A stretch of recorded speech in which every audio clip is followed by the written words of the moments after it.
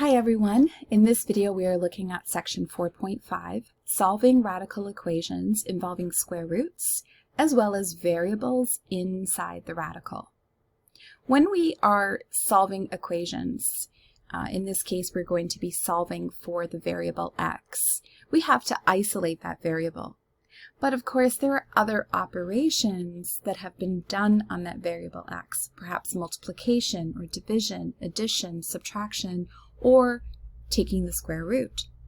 In order for us to get at that x and find out what it's equivalent to, we have to use inverse operations. It's kind of like working backwards. So let's just refresh on what inverse operations actually are.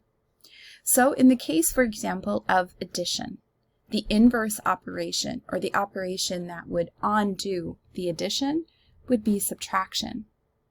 Similarly, if we have multiplication, the inverse operation that would undo multiplication would be division. And last but not least, what we've been working on recently is if we have a square root, then the inverse of that would be to square. So for example, if I had the variable x, and then I took the square root of x, if I squared the square root of x, I would end up with x again. So that's kind of where I began. I started with x, I took the square root, then I squared it, and I end up where I started, back at x. So this is essentially what you need to refresh and remember in this section, is how to undo various operations using the inverse. So addition and subtraction, multiplication and division, square roots, and squaring. Let's apply it to the first question. We have the square root of 3x equals 6. And again, we want to isolate that x so that we can solve for what it equals. Right now, it's kind of locked inside this radical. So in order to get rid of that radical, we are going to square both sides of the equation. Because of course, whatever we do to one side, we must also do to the other side to keep it equivalent. Now that we have squared the radical, essentially all we have left is what's inside the radical, which in this case is 3x. We essentially get rid of that radical. And of course, this is now equal to 6 squared, which in our case, 6 times 6 is 36. We're getting very close, but at this point we have 3x equals 36.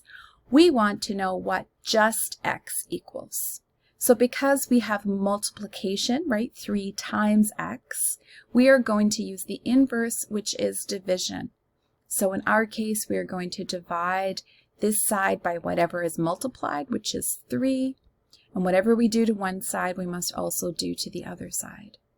Now we have a situation where we can cancel the 3 that's been multiplied and the 3 that's divided, because they essentially are inverse operations that cancel each other out. And we're left with just x equals 36 divided by 3, which is 12. Now the next step in this process is to verify our solution to make sure that x equals 12 does work for this original equation. So we start by writing the original equation.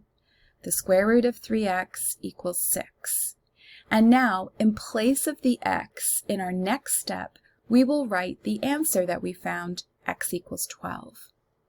So we write the square root of 3, and instead of x we write 12, and this equals 6. Now we don't know for sure, this is what we're verifying, so we're kind of asking, does this equal this? And we'll keep working our way down to see if the left side does indeed equal the right side. So our next step, we have the square root of 3 times 12, of course, is 36. And we're wondering if this equals 6. And some of you may already see it, that of course the square root of 36 is indeed 6, right? 36 is a perfect square from 6 times 6. So 6 does indeed equal 6. So we know that the left side does equal the right side. So what you should do now is just write a little concluding statement based upon your verification process that indeed x equals 12 is a solution. That's what we just verified. And once you've written that statement, you're finished.